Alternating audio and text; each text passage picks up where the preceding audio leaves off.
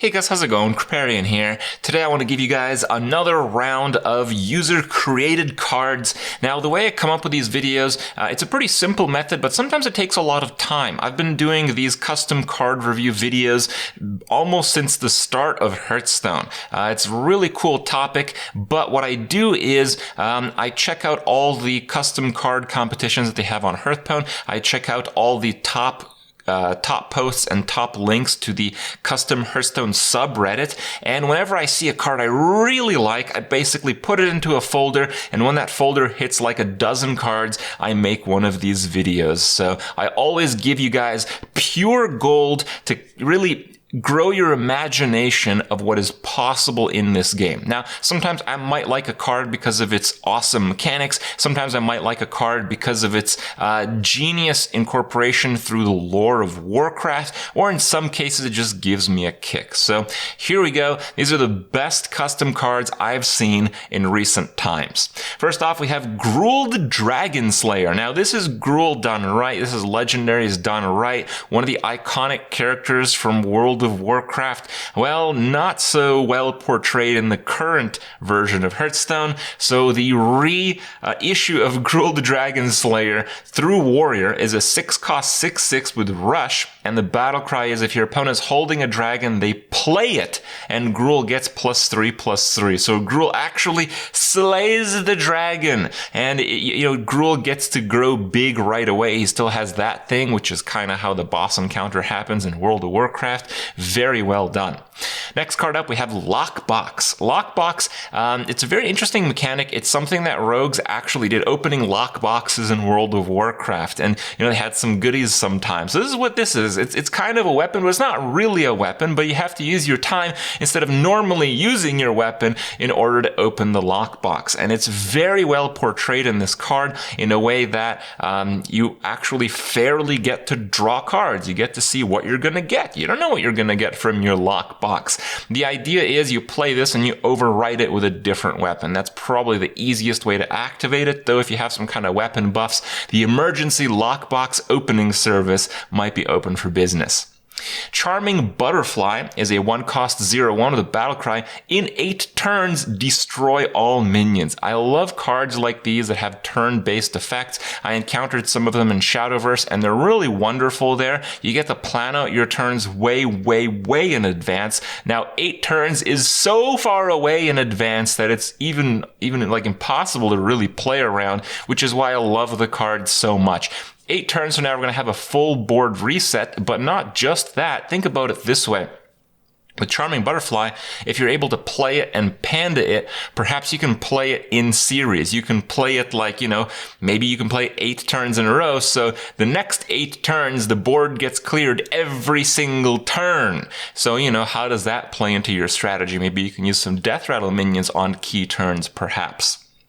Ratfink is a 5-cost 2/7 with battle cry. Your opponent casts a random spell from their hand with this minion as the target. Now, this card, I believe, was designed before we had the new Saboteur, which kind of does this, but it just, casts a spell randomly. This card, I think, is a bit better statted, and with the ability being more specific, I actually like it quite a bit more. Sometimes it'll get like Fireball or something like that, but if you're playing against a class with any kind of buffs, or even a card like Sap, you can perhaps get a lot more use out of this with Sap. Maybe you can play it multiple times even. So you get a lot of cool effects. I love Saboteur in the current game, but I think Ratfink, still original by the way, would have also done the trick very nicely in this expansion. Next up, we have Healthy Snack. Now, the art for this card is based on one that Rania Krippified. She made a healthy arrow for one of the videos that we did, which is kind of like a custom card video. Well, someone loved that image so much, rightfully so. You get to hunt broccoli. Screw hunting for snake. You can't just bait those dinos with protein. You really got to get that broccoli nutrient, right? So Healthy Snack, the image is awesome, and someone actually took the time to design a great card around it nevertheless. It's a 4-cost Druid card. Heal 3 to a minion, and if the minion is still damaged, then you summon a 5/5 Devilsaur. How about that? Healthy and nutritious broccolini. Alright, 2-cost Mage spell. Transform a random minion into a 1/1 Tiger. Perfect transformation. So the idea is it's kind of like the polymorph effect, but if you're really playing Mage effectively, you can get a big discount off of it. If you're playing Mage kind of how it's meant to be traditionally played, constantly use spells to clear out your opponent's stuff, if you manage to do that, it's much better than a polymorph because it costs 2 less. If you can't do that, well, it's probably a lot worse than a polymorph, but still sometimes a chance you have to take. I feel that this card really completely encompasses what it means to play Mage in Hearthstone. So for that, I really love it. 4-cost Hunter card, got Trapper's Haul. Draw cards until their total cost is greater than 4. So it's Hunter card draw, which Hunter desperately has needed over the years in this game. But it's more than that, it's specific to the mana cost. So if you're playing a Hunter deck filled with 1-drops and 0-drops, you can draw tons of cards. But if you have even, one large card, that can become a problem, but maybe not. That's kind of where this card, is actually very smart. It's very well designed. Because what if you're actually playing all low cost except for a few very impactful cards which you're actually specifically trying to draw? Imagine you're playing like Zul'jin and a bunch of, 1-cost, 2-cost spells and minions. You're going to get on average like 2 to 3 cards out of this. But if you get Zul'jin, well, you don't really need card draw that much because the card is so heavy in its own. So very interesting card. It would work excellent with the game right now. 2-cost Shaman Card with Echo. Echo, what is that mechanic? Is that repeatable this turn? I don't know. The Noggenfogger Elixir transforms an enemy minion into one that costs 1 less. So it's basically like kind of the evolve mechanic that we had in the last standard cycle, but it's the devolve version, and it actually uses the Echo keyword. I love this mechanic. It's just so cool. Devolve was really good, but the randomness was kind of a problem. This effect is far less mana efficient, but because you can target things, you can get through a taunt wall a lot easier. You can keep devolving until your opponent gets crappy things from evolve. You really play opposite evolves, and that's just so awesome. God Waggle is a 10-cost neutral, 8/5. The Battlecry shuffles both decks together and share them equally between each player. The idea behind this card is actually pretty similar to Tog Waggle himself, where you want to draw most or all of your deck and then trade decks and then, pull a sleazy one where you don't trade back or there's some consequences to trading back. With God Waggle, it's a little bit more straightforward, but I really like this design. I would say even prefer the God Waggle design. I think it's a bit more fair, a little bit less combo driven, and it does put that problem at the end of a lot of the games that we play nowadays where people just have way too many cards in their deck. So playing God Waggle and evening up the score is a way around that mechanic that I feel is quite fitting in most meta-games. Selphie!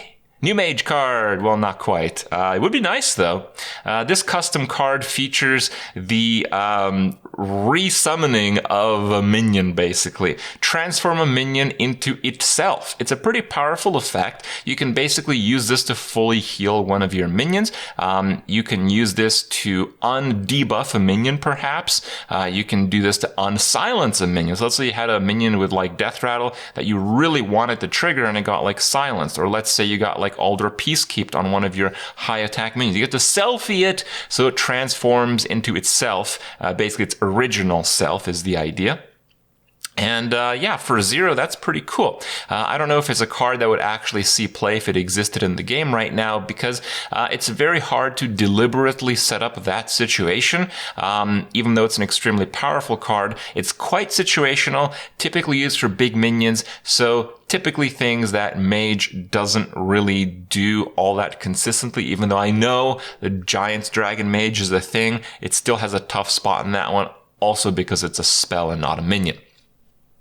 Hunter Weapon, 2-handed bow. It's a 2-cost 1/4, so pretty poorly statted weapon for that, but the Death Rattle equips a 1/4 weapon, the other side of the bow. These type of multifunction weapons I feel are really awesome, and because you're playing Hunter, you're not playing Rogue, you can't just Replace your weapon at will. Well, you have to really plan out your attacks. How often do you use that 1 damage? When will you really need that 4 damage from your weapon, right? So it's very interesting. Overall, the card does a ton of damage. It's 8 damage for 2 mana, so it's probably a card that would just go in every single hunter deck. It's probably a little bit too powerful for what it is, but I love the planning aspect, and I love these multi-sided weapon cards that people come up with. New Malygos card here as a 9-cost 10/6. That's what I'm talking about. That's some aggressive dragons. All spells deal no damage. Interesting. Now, there's obviously some benefits to this card. If you have a really big board and you're playing Malygos Enraged, then, your opponent can perhaps not clear the board. But on the other hand, a lot of spells that are used to clear boards don't do it through damage. So you could always use like a Twisting Nether effect, even like Mass Hysteria. It's not the spell that does the damage, it's the minions that do the damage to one another. So it's kind of like a lockout against most, but not all spells. Very cool card that would see situational use given the meta at any given time, and I think a mechanic that Blizzard can probably look into perhaps. Plan B, add 2 random warrior cards to your hand. So the idea is you're playing Steel Rogue, so you want to have those cross-class cards. This guarantees a card from a different class. If you're like a Rogue Mirror, this card is one of those Steel Rogue cards that goes around that. So I love those targeted class card creations of different classes cards. And Plan B, yeah, a lot of warrior cards. There's some weapons in there, and there's some armor gain in there. There's decent number of warrior class specific taunts in there. So Plan B is just one of those cards that I love the theme, I love the design, and I think it'll fit really well. A Holy Hand Grenade, 3-cost priest spell, deal 2 damage to all enemy minions, then restore 5 to those which survive. So it's all about killing them off, because if they don't, it's a little bit of a disaster. You get the holiness and you get the grenade part, and you might remember where this card is from originally. Mage card, Polymorph Wonder. It's a 5-cost spell, and it transforms a minion to a Scroll of Wonder and shuffle it into its owner's deck. So it's those 5-cost cast a random spell when this is drawn options. It's Polymorph with a twist. Perhaps you want to use this to remove one of your opponent's minions, and casting a random spell is not always so positive, or if you're just absolutely desperate for something, you might just Polymorph Wonder one of your own minions to get that Deck of Wonder effect to possibly save you. If you have no way of clearing a specific board, maybe you can play something small, Frost Nova, and Polymorph Wonder, hoping that you could get, maybe like a Twisting Nether randomly spawning on your board. So that's that. Last card on the list is kind of a funny one, because with a lot of these custom cards, they kind of find art wherever they can. So Cobalt Giant actually found the same art as God Waggle. This is God Waggle envisioned in a new card. It's obviously an 8/8 because it's a giant. It costs 8, but it costs 1 less for each copy of this minion in your deck. So the idea is, if you have like the rogue scheme, you might have to play this one for its full mana cost, or maybe -1 if you have the original copy. So you play that, then you add like 10 copies into your deck, and then the first 2 cost nothing, and then they start costing mana progressively. Very awesome card design. I love giants in Hearthstone. Typically not the giants that you play on turn 4, but I love the giant thing, the giant mechanic, and I'd love to see the Blizzard devs add a few more, perhaps with some Cobalt Giant inspiration. Hope you guys enjoyed this video. If you have more custom cards, send them over to the custom Hearthstone subreddit. Participate in those contests. There's lots of them out there, and perhaps I will stumble upon your wonderful creation one day as well.